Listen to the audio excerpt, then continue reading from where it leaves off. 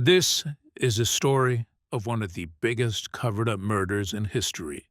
This is the story of Australia. Question everything the government has taught to you as truth. One small step for man, one giant leap for mankind. And realize it is deceit.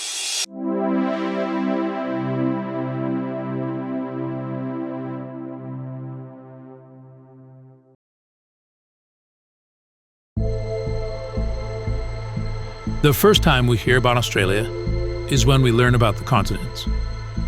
Then we learn that all other continents that are populated today were colonized by Great Britain, Spain, or another country in Western Europe, except for Australia. Australia, we learn, was not colonized by the British, but rather was an exile land for 200,000 convicts. At the time, this seemed regular to us, normal that the most colonial-based empire, the British, would pass up on perfect land for settling and instead send prisoners there. Looking back at this faulty government-funded education, this is where the story begins to fall apart.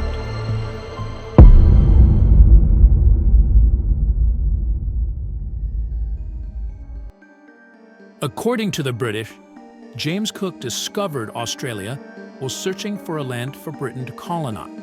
However, the British hardly colonized this new landmass. Instead, they supposedly sent 200,000 prisoners to Australia. Oddly, the standards to be a convict sent to Australia were surprisingly low, such as literally cutting down a tree if you weren't a lumberjack. All this seems oddly suspicious. So what actually happened in Britain? Here's the true story.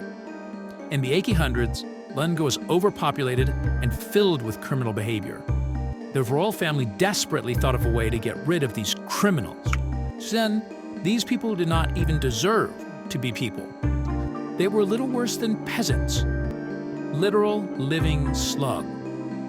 So what do? Procedurally, over the course of 30 years, they brought them out on ships and killed them. This is why the threshold for being a convict was so low, so he could get rid of as many people as possible. Now, this might seem crazy, but the British have done similar crimes, such as the killings of 30,000 innocent women and children in the Boer concentration camps. And this time, it was prisoners. However, this era of time in Britain was one of civil unrest.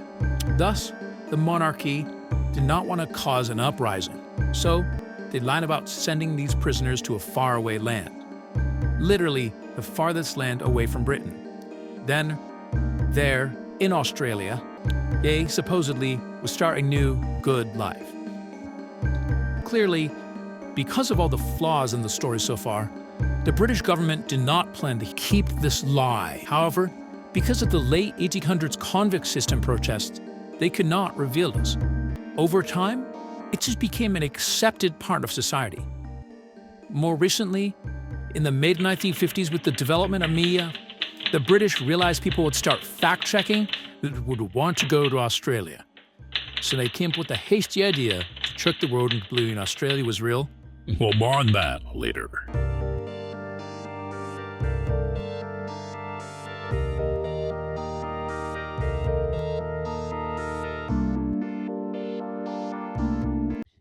Now, you may be thinking something like, do you have any evidence to support this? And indeed, we do. In fact, here are 3 undeniable facts that prove our point. First of all, accents. Look at Britain and all of their colonies. And notice how all the colonies that were made over 300 years ago have vastly different accents. I mean, look at Americans. The way they speak and their accents are such different from British people. Now, look at Australia. They have almost indistinguishable accents from Britain. But why could this be? Well, there's a hint.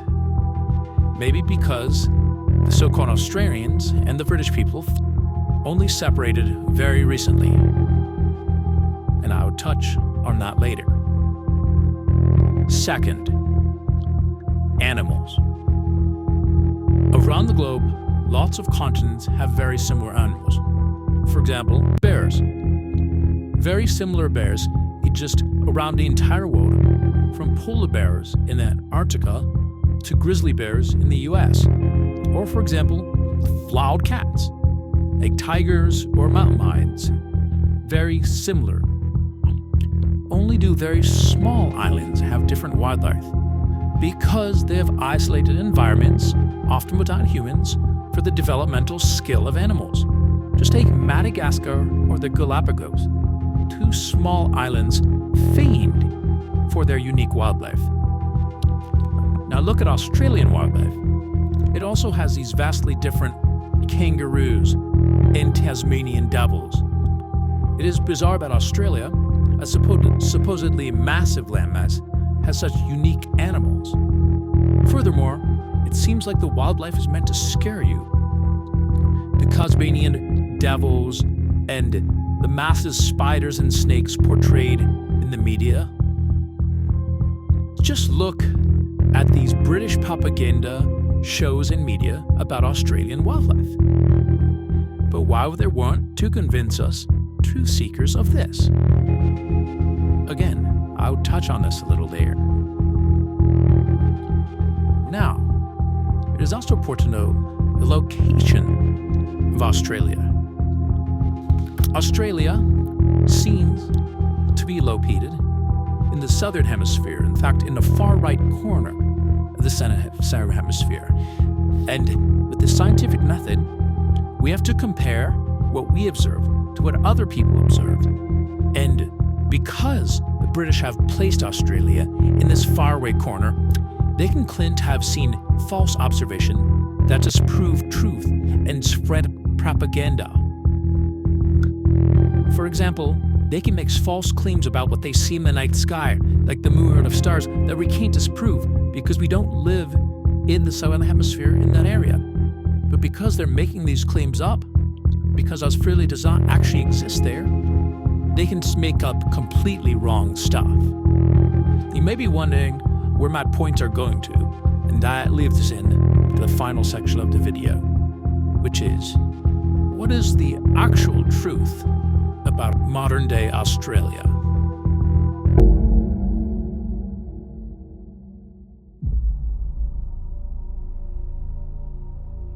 The most common modern-day explanation for Australia is that it is completely fake, and all Australians are paid actors.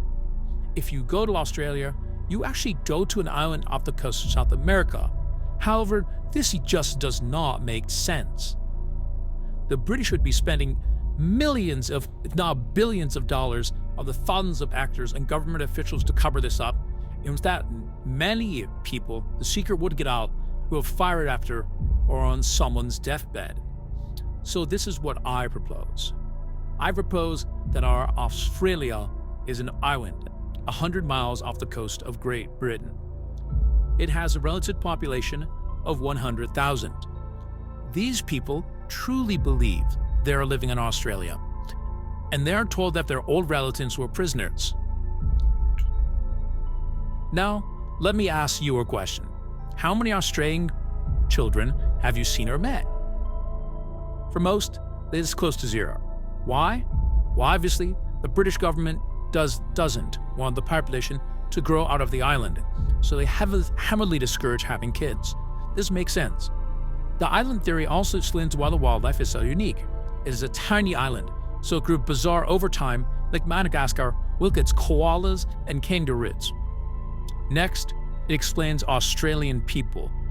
One way some try to disprove this theory is with the actual Australian people. However, these people truly believe they're Australian, making the argument pointless. Third, it explains going to Australia. If one goes to Australia, they're going to a real place. They are seeing real people. They're seeing real landmarks. However, one still doesn't know they're on a tiny island in the Atlantic Ocean. Last, it explains Australia's accents. because the people in Australia went there in the 1900s, their accent hasn't had much time to develop, meaning it is very similar to a British accent. In conclusion, everything you have learned about Australia is false, and it is a small island off the coast of Britain. This is a heavily guarded street, because if revealed, it would expose Great Britain and the world government's true way of murder and lies. Before you go, ponder and discuss this lasting question in the comments below. What made you see truth, and what about fake Australia that the government propagates seems suspicious to you? Thanks for watching. To help with spreading the truth to as many people as possible, please like this video and hit the red subscribe button below.